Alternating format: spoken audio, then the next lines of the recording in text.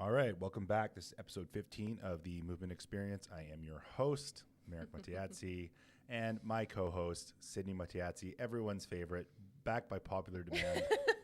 I cannot Thank you. I can't get over how many people have said to me, "Where was Sydney the last episode?" And it's just like, well, she's my co-host. You are. I consider you my co-host. Mm-hmm. But, you know, the way it works, you're not going to be in every episode. It's just you're stuck with me.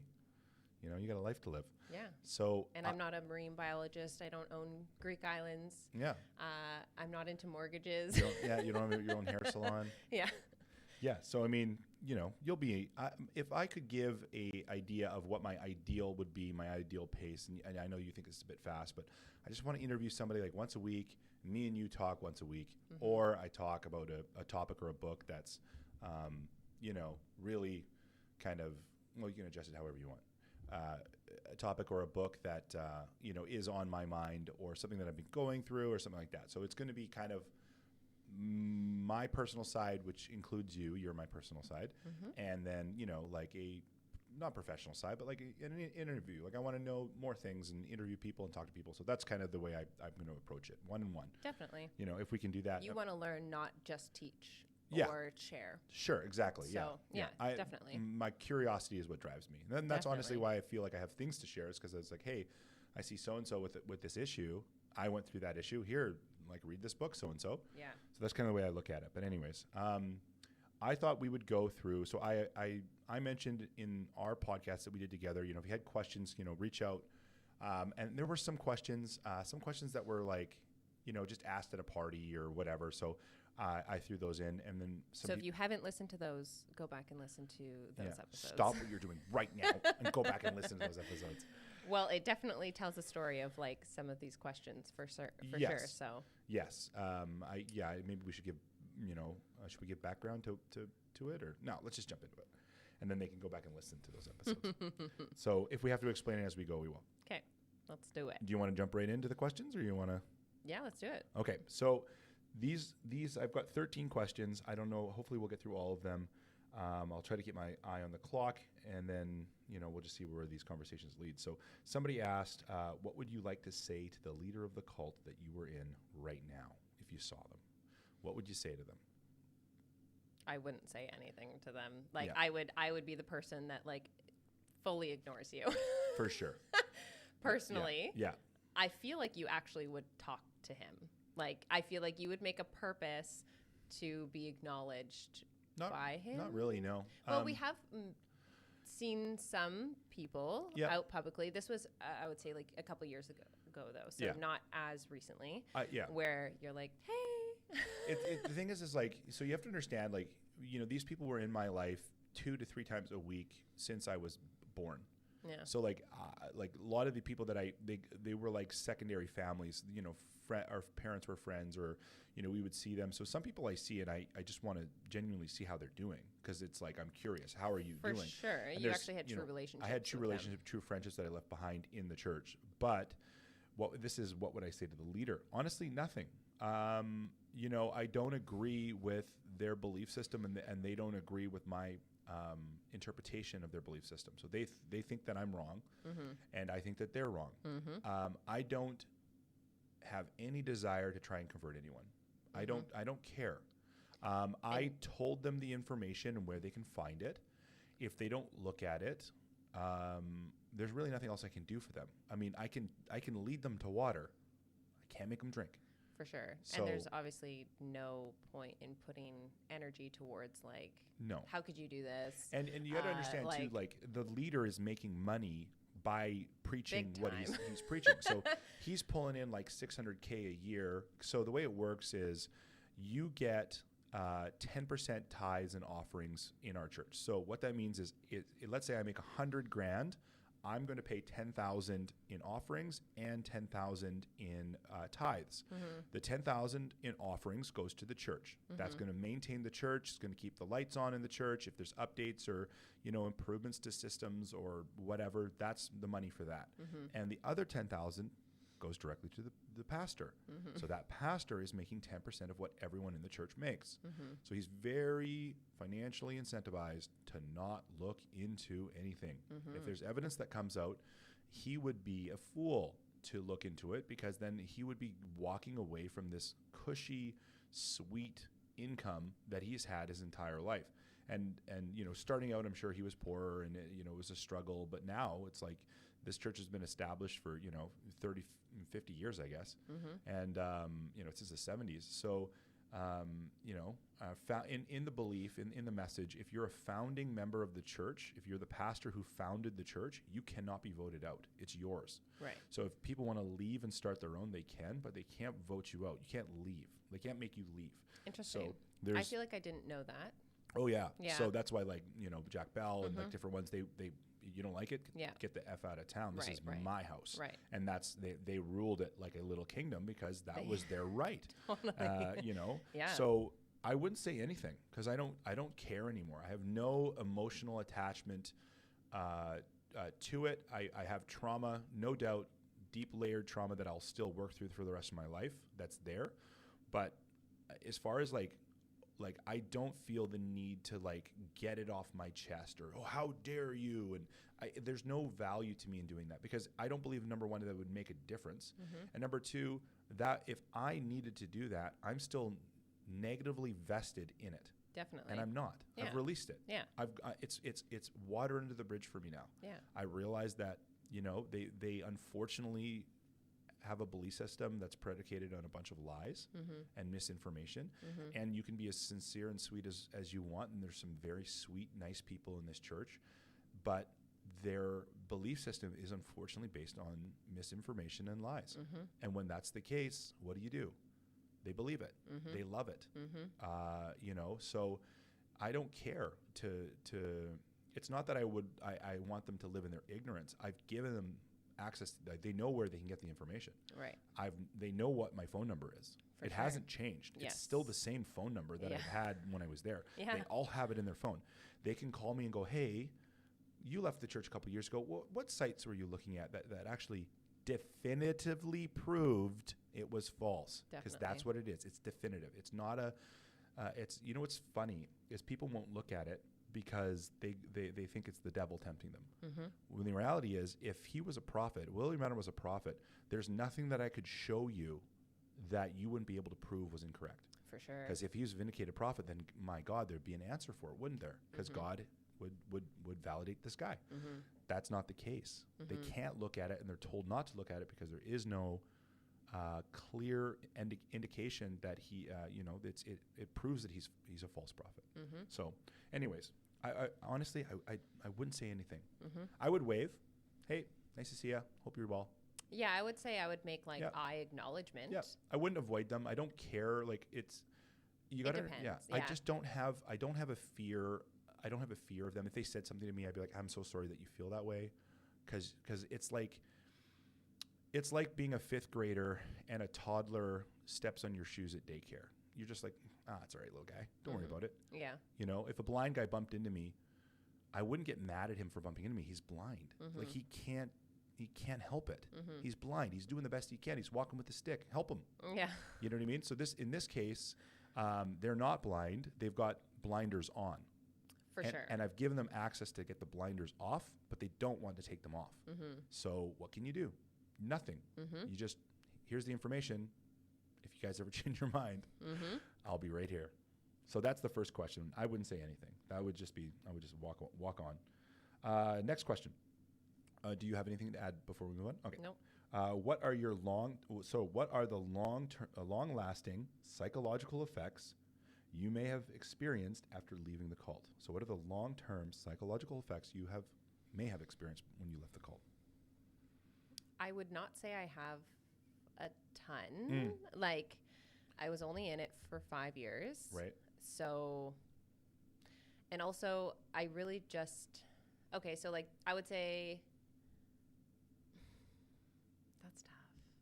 I would say our roles as partners. As husband and wife. Yeah. So, because that was definitely instilled in the church, and it wasn't for me to know what I'm talking about. I mean, yes, no, but you were the final call. I was the head of the home. Yeah. So I was just following you. Yep. And that was, so I would say it's taken years to kind of like separate that, because that was the foundation of what we built our relationship on, and like how we communicated with each other, how we made decisions, how I handled all the financing. Now you're getting involved in that, so it's more of a shared outlook on that than it was before. Before it was like, this is how much you can spend on whatever, you know, and then you're like, oh, okay, cool. Like, and then it's like, oh no, we're a little tighter this month, but you didn't know what was going on. Definitely. So it was, I can understand that. So I would just say nothing to do with the church itself, but just the dynamic of us. Yes. And that's really the thing that kind of continued after the church a bit and took more effort to be aware of and break out of that. Right. So, yeah. So I would say that growing up in a church, and this is any church really, but I mean, in a cult specifically, it's hyper negative. So, you know, it leans into legalism and control a lot more. So for me, when I left the church, I started drinking more because I was finally able to, and I always loved drinking. I love cocktails. I love wine. I love mixing drinks. I love variety. It wasn't that I was just like on a mission to get bent or anything like that, but it was like I enjoyed that. So I had to shut that off for a good portion of my life when I was in the church. So to kind of segue, I grew up in the church. I ended up leaving. This is actually question 13. So I worked in nightclubs and stuff like that for a bit. I was a bartender. So I loved mixing drinks and the whole cocktails and stuff like that. That was part of, it's fun, you know? So when I got the social aspect of it, for sure. For like cocktail creation, like the creativity of it and stuff. Yeah. Yeah. And it's fun. It's different. It's new flavors and you get to experiment. And then good wine, like really good wine, different types of wine. I love good wine. So, you know, part of being Italian too, as a child, we would have wine, and then the church said, oh, you can't have wine anymore. Like, oh, okay. Well, pretty sure Christ turned the water into wine. Give you grape juice. Yeah. What is this, Jesus? Yeah. It's Welch's grape juice. Non-alcoholic. Yeah. Just in case someone at the wedding is alcoholic. You know, it's just like, okay.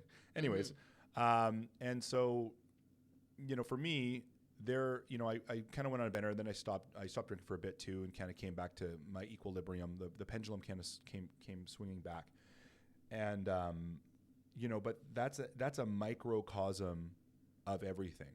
For sure. So that's easy to look at because it's a physical thing, but there are things going on in my head, you know, that, you know, it's the same thing in a lot of aspects that are behind the curtain. So like the teaching of the church, you know, you're special, you're the elect of God, you're the bride of Christ, like all these things you build yourself. I'm special. And you realize it's like, well, you're not actually special. You're unique, like everyone else, right? So it's like stripping away some of the fundamental teachings that are behind that we wouldn't necessarily, you know, like you alluded to the relationship of a husband and wife. Great example. The husband's the head of the home. It wasn't even required for you to learn the doctrine. Yeah. You needed to know it so much to teach the kids the fundamentals. For sure. But the actual knowledge of the doctrine, that was my job. I needed to know the nuanced teachings of it. So when the kids had a question that you couldn't answer, they could come to me. Again, establishing the hierarchy of the home. Me at the head, you at my side, and the kids below us. The feet. Yeah, at my feet. Filling up my coffee when I hold my mug in the morning. Oh, yes, dear, right away. Yeah. It wasn't that bad. No. I was actually quite good. Yeah. I was not a chauvinist or anything like that, but there was more authoritarianism within that. Fear and control. Yes. And that was just the church, and then that trickles down to relationships, trickles down to how you parent. Like, so that, I would say, psychologically has trickled down for sure. Yes. And that's gone into and then that's also gone in, but like that's part of your childhood too, because you grew up in it. I was about to say, I don't want to interrupt you, but I was going to say, so my father used the church as a hammer to keep us in line. Yes. So my father grew up Catholic. Okay. So if you know anyone who's listening in Radio Land and you've got really devout Catholics, you know how strict they can be and how guilt is their weapon. Oh, you don't come around anymore because you don't love me. Oh, you know, this is my grandma talking, whatever. So it's like, The guilt of the Catholic is their secret weapon. It's their strongest tool to get compliance from their kids and stuff like that. So my dad grew up Catholic, and then he got into the message, and then the message morphed into this Catholic message where, he used legalism and the message as a weapon against us to beat compliance out of us. So it wasn't the love of God and grace of Jesus and, atonement for your sins and stuff like that. It was like, you're not good enough. Mm-hmm. You're this, you're that, you're a sinner. You've never, blah, blah, blah. So it was an emotional abuse based on the message. So he's doing it out of love. How contradictory, though. Oh, it's wild. Like, if you think of who Christ was biblically, and how he treated people, not anywhere near that. Yeah, this is why Gandhi, and I've used this quote before, says, "I love your Christ, but I hate your Christians. Your Christians are nothing like your Christ." Yeah. And Gandhi, that's a quote from Gandhi, whom I don't necessarily love as a person, but it is a great quote. Mm-hmm. The issue that I have now with religion is that I don't want anyone's yoke over me. For sure. I'm not interested in someone telling me how I should do something or how I should live my life or whatever. And then it turns out, oh, wait a minute, that guy's a this or that. And they're hypocrites, and I'm just not interested. Mm-hmm. I'll go direct to the source if I want to. Mm-hmm. I'm not going through anyone else. Yeah. Right? So the Bible's like, oh, there's no one but you got to go through Christ to get to God. I'm not interested in going through a church and then Christ. Mm-hmm. Sorry, not interested. Mm-hmm. I'm not going to have anyone tell me anything about anything anymore. If that means that I've got a bad attitude and I'm going to go to hell, so be it. Mm-hmm. I don't even believe in hell, but if there is one and I'm going, there's really nothing I can do about it. Because if you believe in predestination, predestination is, it's already determined. Mm-hmm. They go, oh, well, what about free will? I mean, this is now getting into doctrine, but free will and predestination can go simultaneously. Yeah. Anyways, so the psychological stuff is in me, and it comes out when I parent. It comes out when I process, and it comes out in anger when I feel like I'm being disrespected. Yeah. So if I feel like I'm being disrespected, that means that you're challenging my authority as the head of the home, and that hurts my ego. So I have an emotional response to that. When my children are behaving in a way that I don't like, then I have a response to that. So this is what is being unwound over years of hard work and reading and understanding and grace for myself, loving myself and giving myself grace, because it isn't easy to untrain yourself from childhood. For sure. This is the most difficult thing. Yeah, it takes a long time. And the older you are, the more ingrained it is. Mm-hmm. So the way the brain works, and sorry I'm going down so many segues, babe. The way the brain works is you have neural pathways that fire electrical currents through your brain. So the more that you use a neural pathway, it becomes a dirt road, and then it becomes a 2-lane road, and then a 4-lane road, and then a 6-lane, a 12-lane superhighway. Mm-hmm. So the more you think in a certain way, the more that becomes the highway. Yeah. So if you have operations in your brain, thought processes like your default that are highways, it's very difficult to build a new road. Right. It's more difficult than a 2-lane road or a dirt road. So, what? Yeah, I know, crazy. So as you establish that new thought, it becomes the dirt road. Mm-hmm. And now you've got this access to this 6-lane superhighway that you can just rip on. Or you've got this stupid country road that you got to bump and wiggle down as you go slow in your jalopy Chevy truck. Yeah. So it's a difficult decision, but you need to keep driving down that new road. Totally. So for me, it is a unwinding of a lot of stuff that it trickles out in things that I wouldn't expect it to trickle out in. Mm-hmm. And that goes to show you how everyone is programmed. Oh, yeah. Everyone has this. Yeah. It's not just me because I was in a cult. For sure. I'm talking about it and you're interested because I was. Yeah. But you, at home or in the car driving, have programs that you haven't checked. For sure. They're beliefs that your parents instilled in you or your coach instilled on you or your godfather or whoever it was. I mentioned godfather because I'm Italian. That came out of nowhere.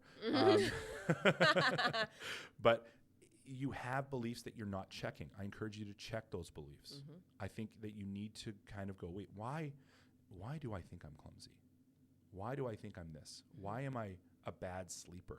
Yeah, I know. People label themselves with so many things that I'm just like, whoa, why did you label yourself? Yeah, and then you literally just put a cap on the bottle. Like you just like, why you limited yourself fully. Yeah, that's 100%. Like, sure, you could have traits of that. Yeah, totally. Or scenarios where you are clumsy. But right. But now forever you're going to be clumsy. I was told that I was like shy and an introvert and all these things, which I can have those qualities, definitely. But I'm really not that. No. Like, I'm the person, like, I will be louder than a majority of people, or I will start a conversation with someone that I don't know. Yeah, you're not shy. You know? So it's just like, okay, so I was told multiple times throughout my childhood, I'm X, Y, and Z, when really... You were independent. I was not. Yeah, like, you were independent because out of a necessity for yourself, but not a shy child by any means. For sure. Yeah. So... yes, there are deep, lasting psychological things. They come out in the weirdest ways, and one by one I unpack them and try to work through them, because there is no other way I can do this. When they surface, I must pull in the string until it is gone. Totally. And I would say it's not just correlated to being in a cult. Like, everyone has these psychological downfalls, hiccups, things that Pitfalls. we're attached to. Yeah. So encourage you to look into those. Look into yourself. Like, and it's like every time I have a reaction that I don't love, I even after the reaction, say the kids did something and I got mad at them and really I shouldn't have. It's like, okay, after that, do I have time to reevaluate and process why did I get triggered in that moment? Do I see a pattern of how many other times I've gotten mad at them or something for doing something similar? Right. What's the common denominator in those things that I'm feeling? So like break that down and get to the core of like, oh, well, I didn't feel seen as a kid, and that's why X, Y, and Z, or I didn't feel respected, or my opinion mattered, or whatever it was. It's like, me? What the fuck? That's personal. So it's like, break it down. Try to really see the pattern, because there is going to be a pattern. There's going to be, these things all relate. Yeah. In some way. And they lap over when you wouldn't least expect it. Totally. So you start pulling on something, you're like, wait a minute. Yeah. Is this why I'm bad at sports? Yeah. Yeah, definitely. All the guys at the Moose Knuckles are laughing right now. Captain, worst player on the team. Okay. Most improved. Most improved. Most improved. Sure. Yeah. Yeah. I vote. I'm the one who counts the votes, though. Yeah. So, anyways, all right. What's the best way you and Sydney support each other when you see one another going through a tough time mentally, either stressed or upset? So what's the best way we support each other, babe? I would say like space and really working on not taking things personally. So like allowing the space that the other person may need and not to take it personally like it has anything to do with you. Like if and especially with us being so intertwined now in our lives, with me working with you and stuff like that, I think that that's improving. Like our connection in that way is improving. I'm becoming more in sync with like what could affect you on a day-to-day basis. Right. Where years prior, it's like you really tried to work, home. Yeah. Like, and that was very separate. Where I definitely try to keep it separate. For sure. But there's also a need to like, don't shove things down. That's like a past trauma of like, you can't feel, shove it down. Yeah. Where it's like, that's not healthy either. And that's something that we're teaching our kids. Like, it's okay to express anger or frustration or feel sadness, but you don't need to hurt someone in the moment. Feeling and feeling is fine. You can feel any feeling, and there's nothing wrong with feeling the feeling. For sure. But your actions do matter. Totally. From those feelings. Like, don't just, and they're if not you're justified. Feeling frustrated or stressed out or something, and I'm asking you questions, if you responded to me like, just like, shut up, I just need a moment or something, it's like, okay, you didn't respond properly. Like, think of my intention of caring for you and asking questions. Right. So that needs to be addressed. But you could say, I'm feeling really stressed out right now. I'm operating at like a 2 out of 10. Can you be an 8 out of 10 for me right now? And let's work with that. Sure. And just have that open communication in that. I think that's really important. I think it's pretty evident too when the other person's having a bad day that For you sure. can just give them a bit more grace that day. And Totally. just be like, he's having one today. Yeah. Or I'm having one today. Yeah. You know? For sure. I would say supporting you is not trying to solve your problems. Mm-hmm. You don't need me to solve your problems. Mm-hmm. You need me to have space for you. For sure. So when you're venting, and I'm listening. Mm-hmm. And I'm like, man, that must be frustrating. Versus, why didn't you do the fucking thing I told you to do 7 times already and you keep having the same problem with the same person? That's not helpful. Yeah. It's not helpful. I want to close the door on your face then. Yeah. What is helpful is having space and listening. Yeah. If I have a problem and I go to a friend, like a buddy, Mm-hmm. I'm saying, hey man, I'm having this problem. His duty as my friend is to help me solve the problem. That's right. literally what guys do. Right. I can't figure out how to solve this problem. Can you help me? And he goes, that is a toughie. Have you tried this? Yes, I've tried that. Have you tried that? No, I haven't tried that. How come you haven't tried that? Because of this. Mm-hmm. Yeah, you're screwed. Mm-hmm. This is literally how guys talk about their problems to each other. Yeah. It's not I am feeling this way and, blah, blah, blah, because we don't have feelings. We have hunger and horny. But which is socially acceptable. Obviously, men have feelings, but socially acceptable, those are 2 feelings. Want to get something to eat? Yeah. Okay, let's go. Yeah. So anyways, having space is what I need to work on. I often want to solve your problems because I love you and I want to help you. But sometimes I just need to trust that you are just venting and that you can solve it on your own and that you don't need me to solve it for you. Can I also say something? No, you're not allowed. Sorry. Your microphone is at its limit. Yes, you may say something. So I also think. Yes. I don't want to step on toes or anything. Step on my toes, baby. But I also think, so yes, that's a male way of thinking, communicating, stuff like that. But I also think no one held space for you. Holy fuck, that's so true. As a kid, I mean, yes, to a certain extent. And I love you, Catherine, so please don't be offended by that. But also the stress of the church, 5 kids in 6 years. You guys are a lot, and your dad was a lot. And I think that you also were not allowed to be vulnerable in those spaces. It was there was no room for vulnerability. Yeah. I mean, my mom did her best. It definitely felt like if there was someone I needed to talk to, I could talk to my mom. But I will say that, it was not something that I would do. It was not it was not my normal, it's just nobody cares. Nobody gives a shit. So just deal with it. Yeah. Right? Everyone's got their own problems. Just deal with your own problems. For sure. You know and what I mean? I'm finding that as a parent, us parenting our kids, and realizing how much work it is in order to hold space for our kids to feel, to process, and to learn, and to give them a solution in the end when they're ready for it. Not even give them a solution. I don't want to step on your toes. Sure. I want them to find their own solution. Yes. And I want to ask them what do you think you should do? How do you think you should process that? And let them kind of come to that conclusion. It's so easy for us to answer, but I don't want to answer. We're raising competent adults. Definitely. That's our goal. That's City and I's goal is we want 3 competent adults that can solve their own problems. They can navigate life, in the best possible way that suits them the best. That's our goal. We're not trying to do everything for them. We're trying to teach them how to think. So that's part of it. It's what do you think you should do, buddy? For sure. So I would say not give them a solution in that way, but give them walk them cues, through it. Ideas. Have you thought of this? Yeah. Just queue up questions that can get their brain going. Absolutely. And they can come up with these things. It's you don't think that they can, right? But you've never given them the opportunity to do it. So it's give them the opportunity. And if it takes half an hour, take the half an hour. Because guess what? If you have a child who can think for themselves, can solve their own problems, work through communication issues with friends, all of those things, guess what? You're actually you've done the front load work. Yeah. But you're not going to be doing it for 18 years or fucking for your life.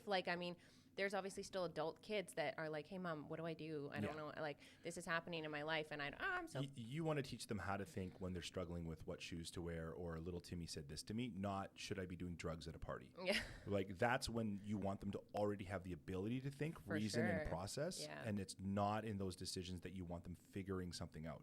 Let's figure that out when the decision is... little Timmy and little Johnny won't play hockey with me.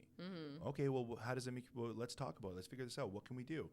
That's a great time to learn how to process information. Yeah. Not when, hey, you want to hit this crack pipe? Was that your first drug of choice? No, it wasn't. That was what was offered to you? Are you guys burning hair in here? What's going on? It's like, yeah. Mine was like, hey, do you want to try a joint? Yeah. That would be the first one. Hey, kid, you want to come smoke crack with us in this park over here? Okay, mister. Oh, God, yeah. Yeah. Anyways. The cult kept me safe. I wasn't near those people. Yeah, for sure. Okay, so that's the way we support each other. And that was kind of got in a segue there. But what's the most important value you share together? I know mine. Okay, go.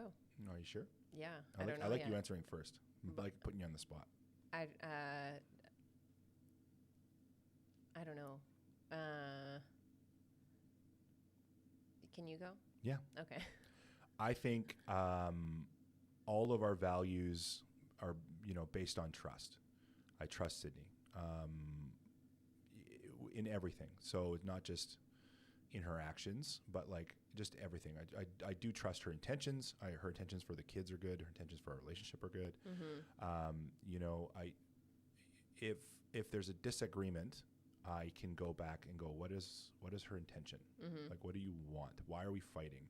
Right? Because usually we are fighting over a miscommunication because we share the similar intentions as far as like what we want out of life. Like we know what we want out of life. Or our inner child are hurting. Right. And that's coming out. It's not like... But that's not the core of who you are. That's for sure. That's a trauma that you're working through. Totally. So then it's like we really have, like, it's me and you forever. Like there's no other option. There's no... That we're really like, I trust you with everything. We are each other's people. That is our truest intention. It's not, there's no second thought. And if there is a defensiveness, I know that I'm just talking to little Merrick then in that moment. Whoa. Little Merrick is not defensive. The fuck? He's a cool kid, man. You just gotta like give him a little bit of time to warm up to you. Oh, man. Okay. Yeah. All right. So, next question. Yeah. That was a quick one. Do you and Sydney ever have moments of what if you stayed in the cult? No. I have what if nightmares. Okay. Like I probably would out myself. Yeah. I've literally had dreams where I was like, I woke up, or I was like dreaming. I was like, what am I doing back in the church? And I'm like looking around, like, and I was like, why am I here? Yeah. Oh shit. Everyone's going to know what I said. How do I come back from this? You know what I mean? So it was like, no, I don't have any what ifs. I don't miss it. There's nothing that I miss. Yeah. There are people that I miss, relationships that I had that were good people. They are kind. They are good. Yeah. The people I miss. 100%. But that's it. I don't really miss anything else. Yeah. But also like, part of that it was a lot of your family is just what we hung out with, and they all left anyway. So yeah, they all left. Yeah. So. Hey. Yeah. Yay. Yeah. No what ifs. Yeah. Do you feel, even though most religions have flaws, that they do set a certain set of values that we should follow to raise a family, especially with the chaos of society today? Say it one more time. It was a bit long. Do you feel, even though most religions have flaws, that they do set a certain set of values that we should follow to raise a family, especially with the chaos of society today? First off, I don't love the word should. Like, I think that... Well, yeah. But because that just, there's a level of expectation and judgment within that, and that needs to be brought down, because I think it's dependent on your individual life and you as a person and what feels good for you. Like, you can't just have this one criteria of who you should be as a person, right? And then you not align with that. Then you feel unaligned. What's the word? I don't know. Unaligned. Unaligned. That's not a word. That's not a word. Whatever. Not in line. Yeah, not in line with it. Yeah. Not aligned. Whatever. Yeah. But not aligned. Yeah. I definitely think the church. So I think with the church or with a religion, they set it up so you are self-reflective. So if you're not in a church or organization or a religion, I find those people are not as self-reflective. Can be, yes. So when there's something to compare yourself to, then it makes it so you're like, what am I matching up with, and what do I need to work on in order to achieve this? Yeah. So like I you're think saying, it's like just in comparison to the ideal of what Christ was. Yeah. I may be selfish, so I should be less selfish. Yes. Something like that. Okay. For sure. Yep. So I think it's important if you're starting a family or you have a young family or if you just have a family in general, if you feel you're not in a line with what you may have envisioned or want for yourself, then just establish those things in your own family unit. Like that's more important than what a religion is going to give to you. Like, yeah. So, I mean, the beginning of the question, it's like, it starts off with the notion that most religions have flaws. I would agree to that. I think every major religion you can kind of point at pretty easily and has flaws. There's no question about that. The argument for that, if you're religious, is that religion is man-made and God and faith is God-made. So men have screwed it up, and that's why religion has flaws. Okay, I'll give you that, sure. And then it says, it has a set of values that we should raise a family. Okay, so you're going to be in whatever religion your parents were, most likely. And you're going to be in whatever religion your country is, I was about to most say, like, likely. your area. Your region. Your region. Oh, Middle East, you happen to be Muslim? No doubt. Yeah. Why? Everyone's the churches are mosques. They're not churches. So, yeah, you're going to be, most likely you're going to be, Muslim in the Middle East, and you're going to be Christian in Christian nations. Yeah. So it's not rocket science that this is, an indoctrination of children from parents, from their parents, and so on and so forth. So that's what religion is, right? So people have an issue with detaching faith, spirituality, and religion. Yeah. Okay? Yes. Those are three separate things. Definitely. You have faith in something. I believe something will happen. I don't have all the answers, but I believe it. That's faith. Okay? Spirituality is there is something greater than us, or I feel connected to nature or the universe. There is something more than what I can perceive with my senses, and I believe that. So that's number two. And number three is religion. Religion is the rules established by men for control. In my opinion, that's what religion is. Yeah. It is a series of rules established for control. Okay? How you wash your pots and pans if you're Jewish. That's established in the Old Testament. You must do it in this order. What you may or may not eat if you're Jewish. What you can or cannot say or do if you're Christian. Muslims, when you can or cannot eat in Ramadan. Yeah. There's different beliefs and rules placed on people. Yeah. So I don't believe that any of that is necessary to raise a good family. 100%. Okay? That's not, you don't need that. Do you need to connect to your children and teach them that stealing is wrong? Yeah. Why is stealing wrong? Not because God told you, but because your actions are having a negative effect on another human being. Yeah. You've taken their property, or you've hurt them physically, or whatever. That is evident in itself. If you don't like it being done to you, don't do it to other people. Well, that's religion, Merrick. No, it's common sense. Yeah. So my thought is you don't need religion to teach your children morals. I believe that you are more moral if you are not afraid of hell. Yeah. Think about it. Yeah. If you're afraid of hell, you're doing things because you don't want to go to hell.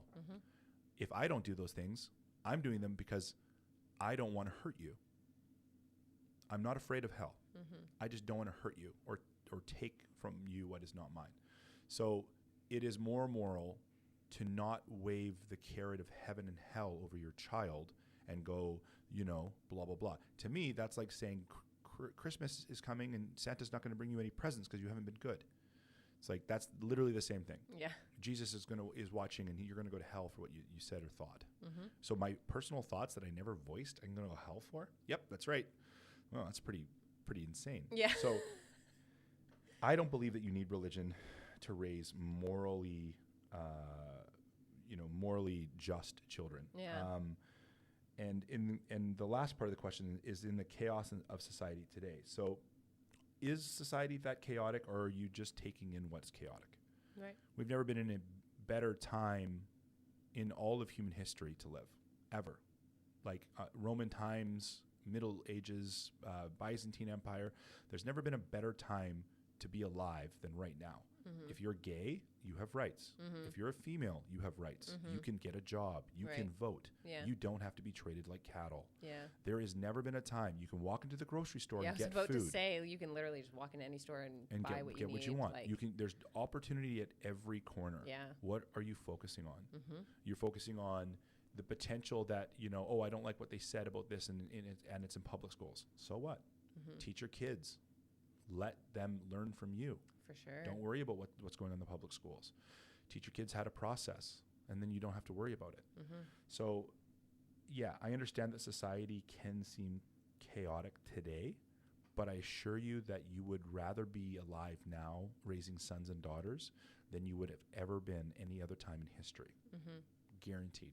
And any of the things from the past that you had maybe seen as better then than now, then bring them forward. Sure. Like implement, even like if it's parenting, like the hunt-gatherer parent style of parenting, right, where that was more like, that's like really teaching your kids like from a young age. Yep. Like they're with you learning, like doing the chores. They're doing the dishes with you. Yep. They're going out and milking the cows and like they're involved.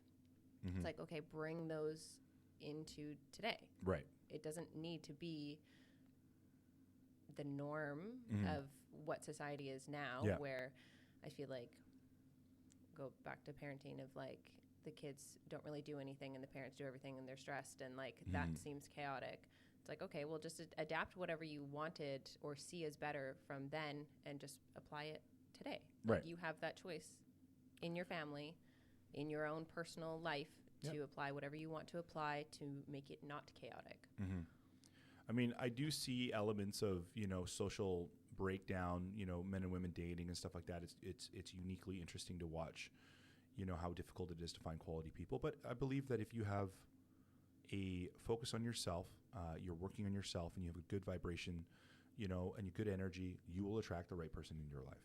100%. So, I really don't believe that.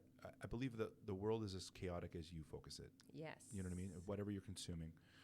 And there are things that are happening that I don't necessarily like or agree with, but it actually doesn't affect my life in the day-to-day. Yeah. It really doesn't. Why pull it in? Why pull it in? Why digest it? Why sit and dwell on it? I don't think that's if it is directly affecting us, then yes. Yeah. But the stuff that it's like, I can't really do anything to change that, and it doesn't really apply to my life right now.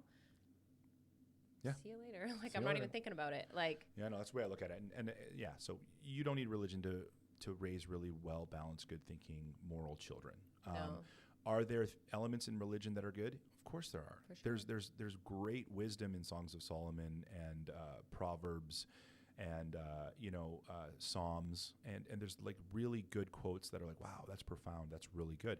There's nothing wrong with digesting that and taking that in and going, yeah, I'm gonna implement this in my life. Mm-hmm. But you don't need to have a weight or yoke over someone and control them with religion. And that's kind of what I grew up with. So that's where I'm so opposed to it, where other people don't even notice it.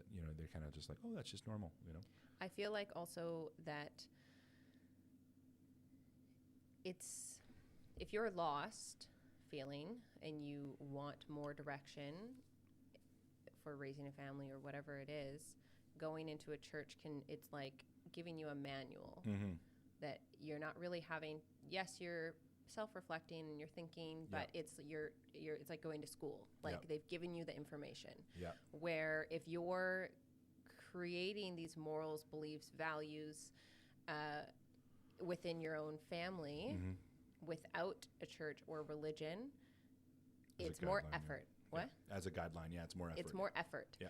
And you're making more conscious effort and decisions in those things, which can be intimidating and hard. Yeah, for sure. But at the same time, then you really can create whatever the hell you want. And I mean, yes, there's obviously like generic morals and stuff of how to treat other people and whatnot. But it's like, so if you're so lost and you feel overwhelmed with trying to implement certain things into your life, then going into a church, absolutely. I mean, I went into a church at like 15, I think, maybe like grade 10. Sure. Fully, like with the desire from myself wanting to do it. And I loved following it. Like, I loved the direction. I was feeling lost. So it was a great base for me, and it gave me good insight, or is that the right word? Yeah. Of how to self-reflect. Yeah. Just like being more aware of myself and how I was treating people, the way I was thinking, sure, those types of things, and what was important and not important. And from that, obviously, like, we've left the church, but I've used a lot of those practices in going outside of the church. I mean, I actually miss the community a bit of the church. I think that, or religion just in general, like that connection point is really broad. Like, you can talk to so many people and, oh, I'm the part of this church. It's like, already, you know, okay, we have a similar belief system or value. Right. And that can connect you with people, which is great. Connection is what you crave. All humans need it. So it's like creating that outside is more difficult. So it's like, it is harder, but also so much more rewarding because you really are choosing everything then. Yeah. Like to add on to what you're saying, it's like Christians will have like family altar nights where the dad will like read scriptures and talk to the kids about it and stuff like that. This is more your traditional Christians. Yeah. That's connection and quality time with your kids. Yeah. So I mean, like just the fact that you're doing a family altar, great. You're talking about good thoughts and they're thinking, but you're reading to them. You're in the room focused on one thing. Totally. You're not on your phone. They're not playing video games on their iPad. You're connecting. Yeah. So just in that is good. Yeah, absolutely. You know what I'm saying? So it's like people go, oh yeah, well it's God that did it. Well, actually, it was you reading to them, connecting with them, and then getting them to learn how to think. And you use the Bible to do it. That's great, but you don't need to do that with the Bible. You can do that with, what do you guys think about this thought, this quote? What do you guys blah blah blah? Have you guys ever heard of Stoicism? And you can just literally get your kids to start thinking. And guess what? They want to spend time with you when they're young, for sure. They want that connection, and they love to be challenged. My son, I asked him a riddle the other night, and he just like, another one, Dad, another one. Give me another riddle. Give me another riddle. There was like 50. Yeah, and I was like, okay. So I was like, I Googled like riddles for kids, and I just started asking him riddles, and he just couldn't get enough of these riddles because he was thinking and trying to solve it. And it was a connection point. So it's like, all right, I'm going to lean into that. Yeah. Now, I'm not saying you're going to have riddle altar every night, but, it's like connect with your kids. You don't need like religion to do that. However, religion will remind you that you're not doing that. Yeah. And that's where religion's good, because it's like, hey, have you been doing a family altar with your kids? Oh, no, not at all. Well, that's why you're not getting the responses you want from them. It's like, oh, wow, that's a good point. Now you're going to kind of get the way that you want from your kids, but as a byproduct, you're connecting, which is their real need. Yeah. So it's kind of funny that, there's great principles that go on, but again, I don't want to go too long on this question, but yeah, it's like you don't need it. You can teach your kids values yourself. For sure. All right, next question. At any point, did you feel like you were going to be handed a cup of Kool-Aid? So those you don't know, Kool-Aid is like drinking poison Kool-Aid and everyone kills himself at the same time. I don't know. Not literally. Really. Not literally. I was figuratively drinking the Kool-Aid. Yeah. I believed, I believed we were special. I believed that I knew, God loved me, et cetera, like I was a unique child. I was drinking the Kool-Aid. I still had doubts. Yeah, I didn't. Or empty holes in the blanket or something. I don't know. Like, it's just like, it wasn't complete for me. For me, it was. To be able to fully drink the Kool-Aid. I don't know if I would, if like I wouldn't have, because we were always taught not to kill yourself. You don't kill yourself. So yeah, you know, so no, essentially no, I would never have done that. But was I wholeheartedly complete? Yeah. Yeah. Would there have been a time where I would have defended the church with an AK-47 against the army? Yeah, for sure. Because I thought I was defending God's house. Like, that's how crazy it is. Yeah. So yes, I was drinking the Kool-Aids in that sense, getting, you know, shot down by the police or the army because I'm defending our holy land. That's the commitment I had to it. Yes. But no, I wouldn't have killed myself, because that is a sin that you can't get forgiveness for because you're dead. Can't ask for it. Right. So you're not supposed to do that. Okay. What is something that once you noticed about Merrick, this is for you, you knew he was the right man for you? So what is something you noticed about me that you're like, oh yeah, this guy? I just felt like I could really follow you. Because I walked fast and I was tall, so she could see me in a crowd. Well, even before I met you, I remember working in Fort Langley for a developer with my friend Tiffany, and who's still friends with today. Yeah, still friends with today. Like 16 years later. She's probably listening right now. And hi, Tiffany. I may have said it to her, but I feel like I had said it quite a few times that like I just wanted someone who was like 6'4" and like I just like. What a unique request from a woman. I know. Every woman wants a guy who's 6'4". That's I feel like a little specific. I just I knew I don't know, like I just really felt like once we Sorry all the short kings out there. Once we met. Yeah. I wouldn't even say this is like the day that we met, but like within the couple weeks of us getting to know each other, I just felt your leadership, and I was attracted to the leadership that you could provide me. Ooh. That's sexy. Ooh. So that was probably like the first initial thing of just like, okay, I can follow this man. Like, and I want to follow him. Like, I want you to lead. I don't want to be the leader. Be in your feminine, baby. Yeah. Like, I'll be in my masculine. Totally. I'm happy with that. Yeah. For me, I know this question wasn't asked for me, but for you, it was just the way you thought. I could bring something to your attention and you would reason with it. So I appreciated the fact that you would reason. So some people just get kind of like, no, that's not the way it is. It's this way. And I'm like, okay, see you later. Like, you know, and obviously that's a negative connotation because I was in a cult at the time. So for me, you know, that was part of it. But you did process information. You did go and like, I don't have an answer to that. I'm going to go and think about it. And I respected did that quite a few times. Yeah, and I respected that because it was like, you know what? I need to know what the answer is. You wouldn't just get told what to believe or what to think. You wanted to make your mind up for yourself, and I thought that was attractive. I definitely challenged it a bit, yes. For sure.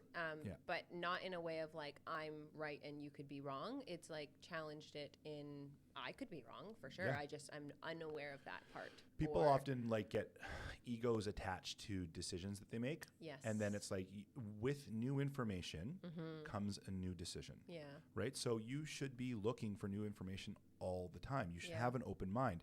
Because if you do get new information that does change your opinion, you can now change your opinion, which is the best thing if you need to. Like, if you're right, great. But if you get new information, you go, oh, wait a minute, that isn't how I thought it was.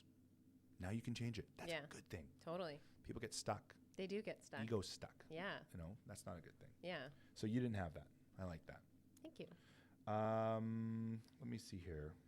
What was it like as an outsider coming into this situation? Did you do it strictly for love, your man, or did you believe it? Obviously, I didn't search it out and find it like it was just for me. So obviously, there's an element of it's attached to you. Yeah. But at the same time, I'm also not the person to just like, oh, that's what you believe? Sure, I'll believe that. Yeah. I'm like, it needs to make sense to me for me to join it or whatever it is to believe in it. Yeah. You wouldn't have done it not believing it just for me. 100%. Yeah. I wouldn't have done it just for you. Absolutely not. No. The cult, the message had a lot of answers that I felt were unanswered in my old belief system of that church. Right. Which is a denominational church. Yeah. Insert generic message here. Yeah. So I just felt like there was way less just have faith, just believe in this, like, they almost were like silly Sunday school tales in a way of the way they explained certain things. Right. Like, I mean, oh my God, it's just, I really tried to remove this from my brain. Like, really. It's okay. But it's like Eve eats an apple. Right. And it's like, okay, she just ate an apple and that was bad. Yeah. Like, okay. Because God said not to. Yeah. But then in the message, it's. Yeah. She ate of the tree of the knowledge of good and evil. Yeah. Never says in the Bible that she ate an apple. Yeah. For the record. Yeah. So it says in the Bible that she ate of the tree of the knowledge of good and evil, which in the message, she had sex with a serpent, which is not a serpent because he wasn't cast to his belly yet, which happens later. God says, for what you did in deceiving Eve, I'm going to cast you to your belly. So he wasn't a snake yet. He was something else. He was a hybrid, is what we believe, in the missing link between man and beast. Yeah. So close to man that he could breed with man, but didn't have a soul. Yeah. So that's what we believe, or believed. I don't believe this now. But anyways, so when I told her that and I explained it, it made more sense. It's like, why did God cover their naked bodies if she ate an apple? She'd be wearing a handkerchief over her mouth if that's where the sin took place. Right. But he killed animals, skinned them, and put them on her body. So clearly it was a body sin. Right. A partaking of the sin in the body. Yeah. So that's where it was. That's where it was a sin. And then you had these two kids, one Cain, one Abel, born of one man, born of the other man. Yeah. And you get a evil man who kills his brother in cold blood, and the Bible says he was a wicked man of the wicked one, right? And the Bible then traces the lineage of Cain and Seth separately, which was Seth was the next child that was born from Adam and Eve, right? So Adam and Eve have this second child, Seth, which is the replacement of Abel, who was killed by his brother Cain, and you've got Cain's lineage, and you've got Seth's lineage. So why do you have two lineages traced when only the eldest son was traced in the Bible historically? Right. So the reason is because they weren't the same father. Yeah. So you had two fathers, one mother, and that's why Eve was the mother of all living. Yeah. And the Bible says that, but it does not say that Adam was the father of all living. Yeah.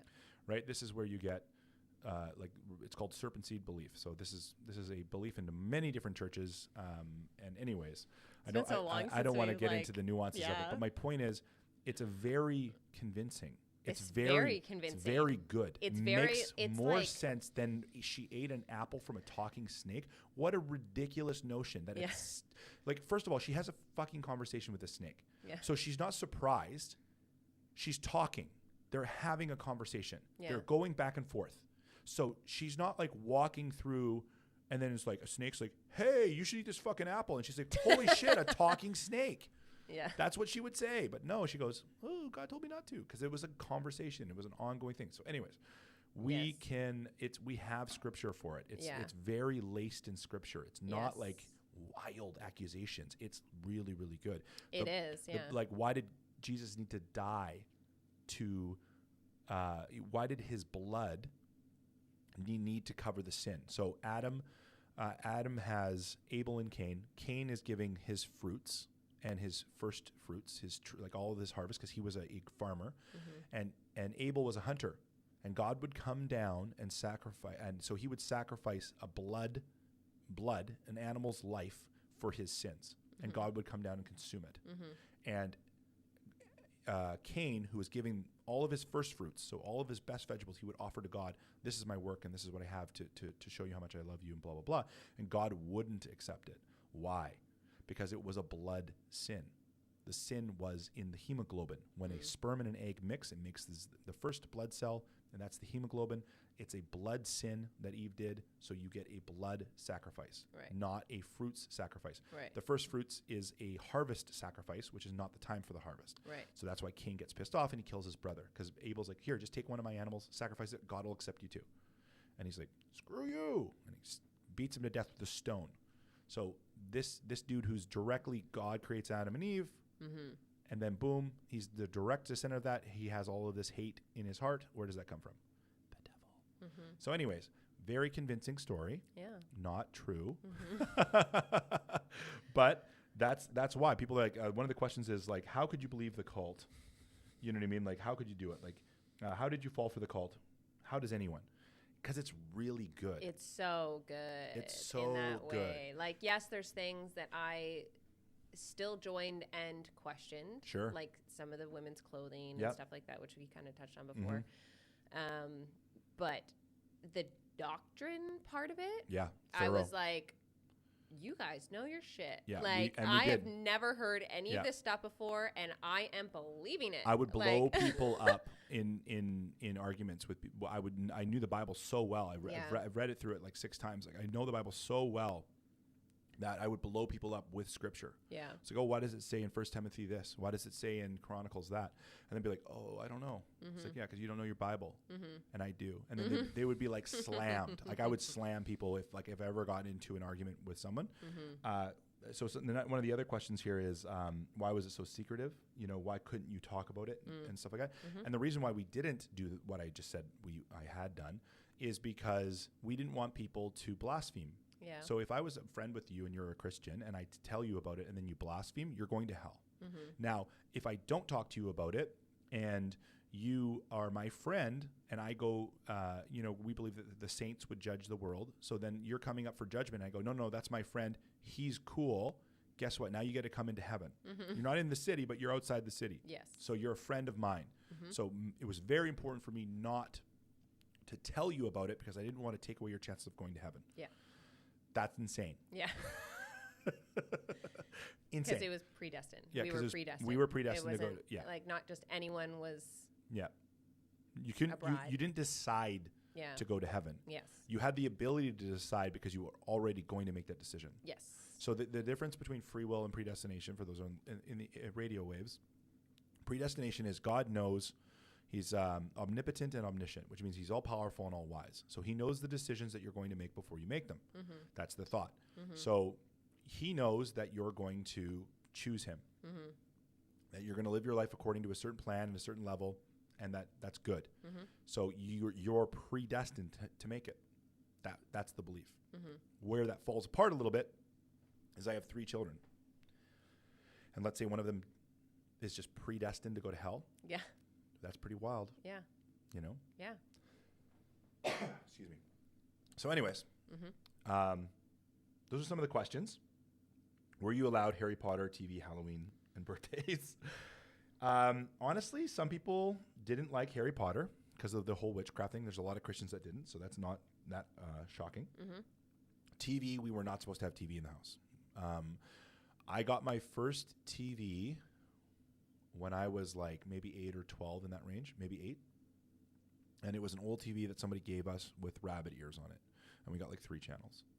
And that was like in the 90s.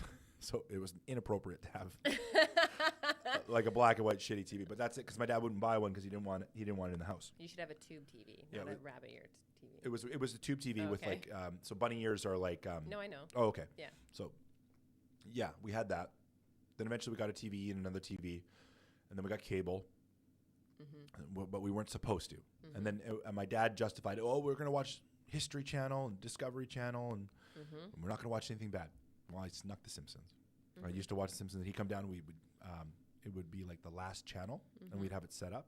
And we would push, switch to the last channel, and it would be like watching Discovery. So, we're watching The Simpsons. Oh, he's coming. We'd hear the footsteps on the stairs. Boom, switch it to Discovery. We go, what are you guys watching? Oh, it's a show on penguins. No, it wasn't. Yeah. You know. And apparently you snuck South Park too. Yeah, I would watch South Park when I could. I hear a lot of those references. Yeah, I love South Park references. It's such a funny show. Trey Parker and Matt Stone are hilarious. I love those guys. They are so rich now. Yeah. It's ridiculous. They're worth I think combined 800, 700 million. Yeah, wow. It's insane. That's crazy. Yeah, from South Park. Wow. I mean, they've got the Book of Mormon. Oh, right, They've got a couple other things. That is so funny, honestly. It's so good. It was so good. And they've done a few other things as well that are quite good. Yeah. You know, but it's very, very good. Very, very funny. For sure. So, yeah. Yeah. But to do with the music and TV and stuff, even us starting our relationship and stuff, we didn't have cable. We had a PlayStation or whatever we would watch stuff on, but still it was we're watching a movie because we're dating and we don't know what else to do. Yeah. and like there's only certain places that we could hang out at. Yeah. And we would play board games with my sister. We did do that and do for different sure. things like that. But it was like it's difficult. There is also like so much. So it's like, okay, you're driving in the car. So many times I would just have this like heavy guilt feeling of like, I can't believe I'm listening to country music. Yeah. Country music. Like, because and it wasn't even my preferred music choice at the time. Well, I was like. Hip hop was really bad. Yeah, like it was like that was okay. This is the safest thing besides rock and roll. Hymns. Rock and roll was bad. Yeah, you couldn't listen to the Beatles. You couldn't listen to Elvis Presley. Yeah, couldn't listen to like all of these different. So we would listen to country, thinking it's the better option. But it's like then they're like, oh, you shouldn't even be listening to country music. Yeah, they're preaching about don't listen to country music, and we're like, oh shit, what are we supposed to listen to? So we're literally driving around listening to fucking Frank Sinatra or gospels because it's like you couldn't listen to anything else. Like we actually, I had like hymns on my phone to plug into the vehicle and stuff like that. Because otherwise it's like you feel guilty. Yeah, or like you got a little classical music playing in the background or whatever, so your guilt, the vibration doesn't go off the scale. Like it's just ridiculous. Yeah. So yeah, Harry Potter, TV. So no TV. Halloween, we did dress up as Halloween. So we were in a liberal church. So our church, by message standards, was liberal. There's legalistic churches in the message and liberal churches in the message. So by any standard, anything in the message would be legalistic. Right. Okay, legalistic is like a set of rules which you have to follow, a lot of guilt, a lot of punishment. To put it in perspective, they had people in other churches that would like drive past the movie theaters on the Friday nights to see if any of the kids from the church were there. I swear to God. Yeah. That was in Texas. So that's what they would do. So if you were caught, the deacon, he would drive to the movie theaters and places that he thought the kids would hang out, bowling alleys, no bowling alleys, all the places that you would go as a kid, and they would like try to catch you going to the movies, right? For us, we didn't have that. Safe feeling. Yeah. For us, we didn't have that. Right, but they had strict legalistic churches. Definitely. And ours was more liberal. So, there was like the pastor had a TV in his home, so we were allowed one because what is he going to say? He's got one. So that's kind of how it went in our church. Ours was more lax. Like if you wanted to get into the very, very heavy legalistic messages, no, there was no Halloween.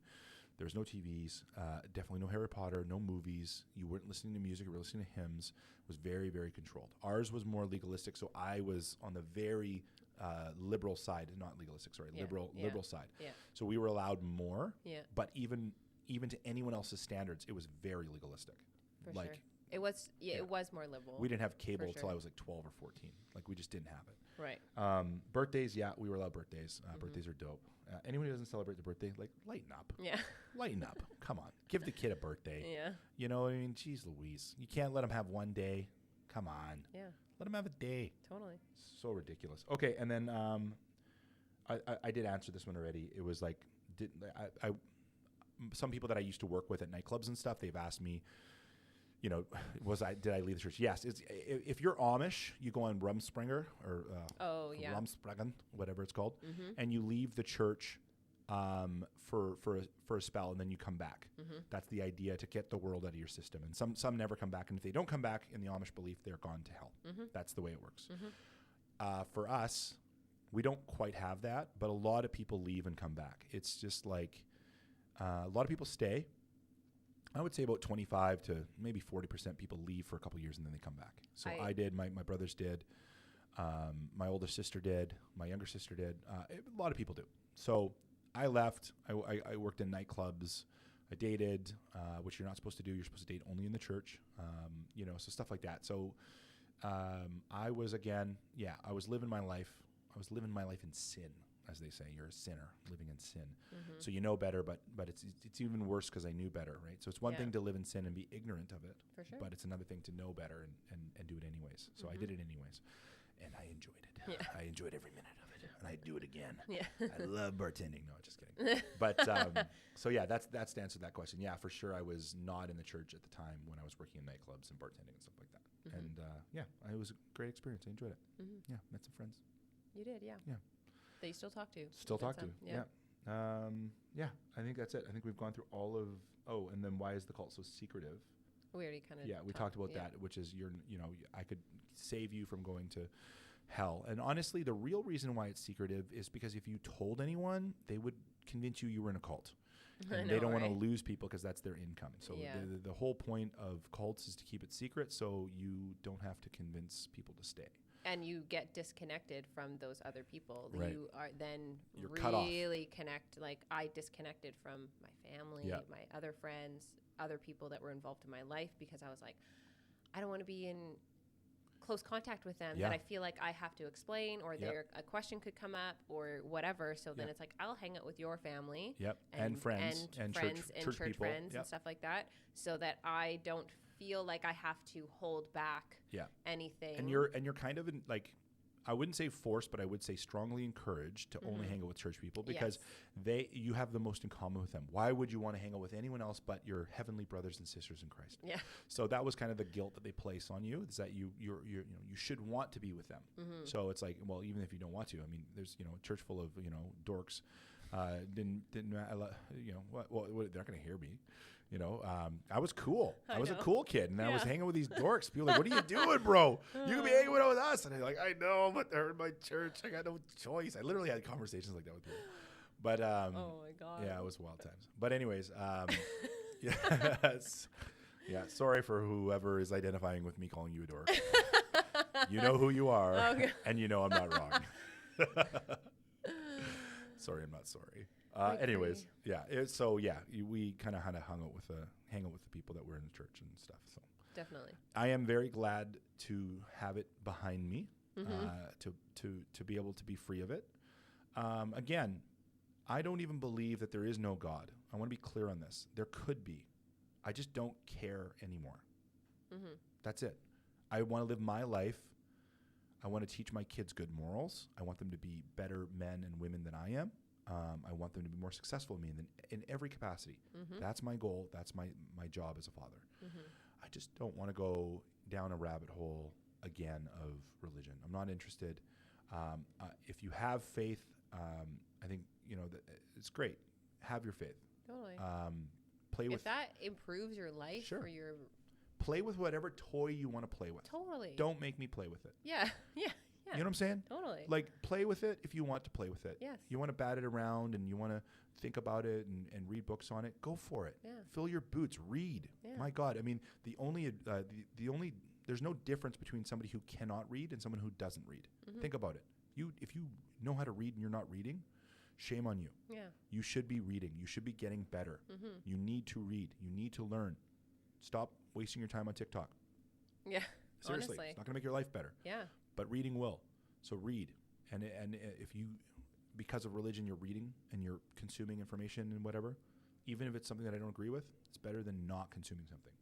So that's the way I look at it. Definitely. Yeah. All right. Now we're going to finish off. Sydney has one more important thing she wanted to bring up before we leave. What would that be? I'm just throwing you under the bus, babe. Okay. I love to watch you sweat. Oh. Yeah, gotcha. I am most wanted, though. You are. And it's kind of annoying. It's like people are like, hey, I noticed I didn't hear your wife's mic on. You might want to check your wife's mic. Like, she was doing that podcast, bro. Yeah. And love you guys. Then your mom, I took it with a grain of salt. She was the very first one to say this. She was biased. She's like, Merrick, you're great by yourself, but with Sydney, there's a dynamic there. It's real good. And I was like, yeah, of course. You're the mom. Like, yeah, get out of here, Sandy. Yeah. She was right. Yeah, there's a better dynamic, I think, with you and me talking back and forth. Well, it's not about necessarily learning. It's also just our dynamic. Conversing. Like our relationship on camera. Relationship. Kidding. Oh, God. Yeah, that's dad jokes, baby. Yeah. Get ready for the rest of your life. That's all you're getting. Definitely. Okay, that's it. We've gone through our points. We've talked our questions. Yeah. Please. It's crazy how interested people are in the this cult topic. I know, it's so funny to me because it's like, so for me and you, we left years ago. Our daughter was like one 6 years ago in April. Right. Almost 6 years. Yeah. So we left 6 years ago. Yeah. And we've been on a journey, well, obviously since we left, but like really kind of getting honed in the last couple years where we're reading good parenting books. We're really kind of like, we've set goals for ourselves. And we're challenging ourselves. We're challenging ourselves and we're growing. So here we are excited to talk about that growth. And people are like, wait. You were in a cult? Yeah. Shut the fuck up. Tell me everything about your cult. And it's like, that's so far in my past that I don't even like think about it on the daily basis. Definitely. But I guess it's interesting. So, I mean, I don't think there's much more I can go into. I can talk to you about the nuances of the doctrine if you want, but what's the point? I don't believe any of it anymore. So who cares? I don't care about any of it. So I don't want to talk about it. I want to talk about our growth, our future, our goals. For sure. And I want to help encourage you at home in Radioland. I want you to set goals. I want you to figure out what turns your crank at the fundamental core of your level. Yeah. How are you going to get fulfilled? How are you going to have the most absolutely fulfilling relationships with your kids, with your spouse, with your partner, with your boss, with everyone? You know, like I want you to level up and bring the best version of yourself to the table, because you're going to get more out of everyone else in your life because of it, because you're bringing the best. For sure. So that's what I'm wanting to focus on. And just forward. Really, like, we're the authors of our own life. Yeah. Like we can, like I read this point recently, just talking about memories, and like constantly bring up memories and like the positive things that have happened in your life. You're just retelling yourself the story that you want for your life, and then that makes you see things in that way through moving that filter forward. Yeah, like it's like really realizing that it's not predestined. It's not, oh, whatever's going to happen happens. I mean, yes, to a certain degree, but also I know I can create X, Y, and Z. Yeah. I've decided I'm going to do X, Y, and Z. Right. I have that ability to do that and that you're choice. A creator. And like, so really leaning into that, I think, is massive for us right now. Yeah. For sure. It's exciting. Yeah. And exciting to understand vibrational frequency, the secret. People talk about The Secret, the movie The Secret, of the law of attraction. That's a secondary law to frequency. Like frequency and vibration is first, and then comes the law of attraction. So you need to, if you know your goal and you write it out, you know what that is, and you can imagine yourself as that person. How does that person think? How do they feel? What motivates them? Then you're going to start thinking like that person first, before you have what that person has.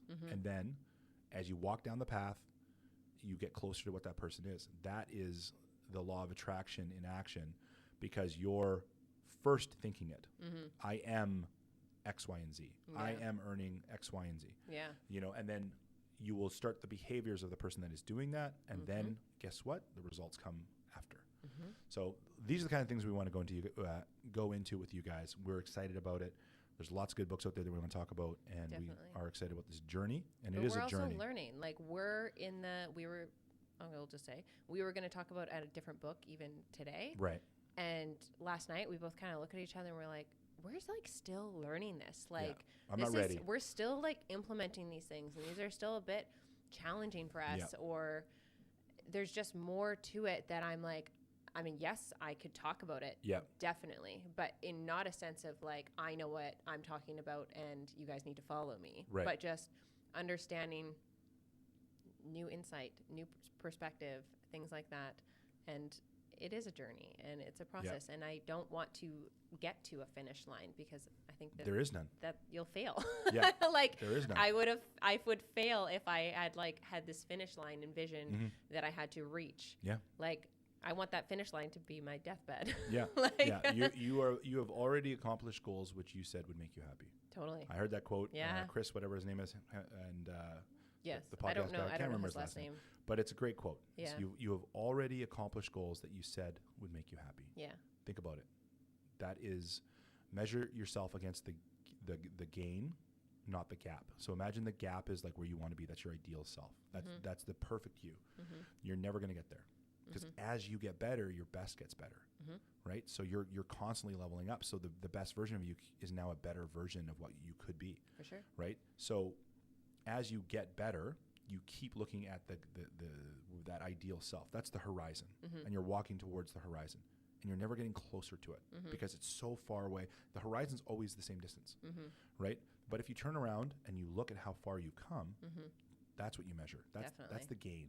So measure yourself against the gain, not the gap. And that's, I could do a full podcast on that. I love that conversation. For sure. And I do feel like I'm really applying that now. Like, I mean, I am mostly a mom. Like I do identify as like, for me, like it's parenting. Like that's like the forefront of my mind, in the forefront of my mind, that I'm like really trying to narrow these things down and change my behaviors or how I process and things like that, that it's like, okay, even if we'll do a scenario of like, normally I would react negatively to X, Y, and Z. Okay, so even if I implemented giving myself a little bit, like a 2-minute timeout or a 1-minute timeout, or if I took 10 breaths in the moment, or I was tapping, I chose to do tapping in front of the kids instead of immediately react, or even if it's just 1%, just a little bit different than your normal reaction, I'm like, oh yeah, that was different. That was a little bit different. That's cool. Like I see it now. I'm making progress. And I'm making progress, even if it was like it ended up being bad. Right. In the end. Sure. And it was like a negative situation in the end. You tried, and then it spiraled out of control. Exactly. Yeah. And then you think in that moment, okay, what in that situation did I consciously make an effort to change and applaud that? Like, that's cool. I was able to control that in the moment, or I was able to see that in the moment. And then what can I do next time? What's that little bit that I can keep adding on? And then in 5-10 years, I won't know who this, like, I'll be a different person by then. And that's so cool. It starts by like reflecting on what you've done after you've done it. For sure. And then you start catching yourself doing it. And you're like, oh, I'm going to stop doing this. Yeah. And then you start catching yourself before you do it. Yes. And that's when you're like, okay. Yeah. Right. And then you don't do it at all. Yeah. And that's the unconscious incompetent.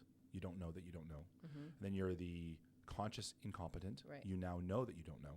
Or sorry, you now know that you don't know. So first of all, you don't know that you don't know. I don't know anything. I don't know anything. Yeah. Then you know that you don't know something. Yes. So now you're kind of aware that, wait a minute, there's a better way. Right? And then you are conscious competent. Okay? So you're now thinking of it and you're doing it competently. Okay? And then you get to the fourth level, the granddaddy, and that is the unconscious competent. Yeah. You don't think about it, you just know. Yeah. You don't have to process it, it is just who you are. Yeah. Your operational system is now the correct system that you wanted, that you installed over years of work. And like even you saying that, I'm like, oh, the ease attached to that. I could just feel that in my body. Totally. Of like, such a like release of like, oh, there's peace. And you just feel good because you've actively made these great decisions for yourself over the years and challenge yourself to grow and like, that's so positive. Yeah, you're going to put the work in now or you're going to have regret later. Yes. You pay now or you pay later. Discipline or regret. Yeah, you pay now. Pay now, guys. I'm telling you right now, pay now. With your health, with your eating, with your relationships, making peace, reading, knowledge, pay now. Yeah. It is always better to pay now and rewards later instead of like, an example would be going for a walk and eating healthy. Pay later. Pay now. Yeah. Eating ice cream on the couch. Pay later. Okay. You had the joy now, but later you're going to have the repercussions. You're going to feel sicker. You're going to get a little fatter. Whatever. You're going to get a little tired. More sugar in your system. So pay now. Pay later. Yeah. Every single decision that you make in life. Are you paying now or are you paying later? Because you're paying it either way. You're paying either way. You will pay either way. There is no free lunch. There is no free lunch. You will pay. So do you want to pay now or pay later? Do you want to be old and sickly or do you want to be one of those old healthy dudes that people are like, whoa, you're how old? You're 70 years old? There's no way you're 70 years old. And you put 50% of the work in before you were 30 or whatever. That's right. And then you just like a little bit for the rest of your life. Just and like compounding interest. Maintain. Not starting to walk at 80 because you now are immobile. Yeah, and now you have no muscle to maintain. It's gone. That's hard. It's harder to build muscle. You don't want to do that later on in your life. You want to do that in the beginning and then ride it out. Ride it out. Yeah. Yeah. Pay now, pay later. Yeah. All right, that's it. We're going to stop it. I love you guys. Thank you for your time. Appreciate you listening. If you listen this far, we appreciate you. Yeah. Like and subscribe. Like and subscribe. Like and subscribe. Tell your friends about me and Sydney. Yeah. Bye. Bye.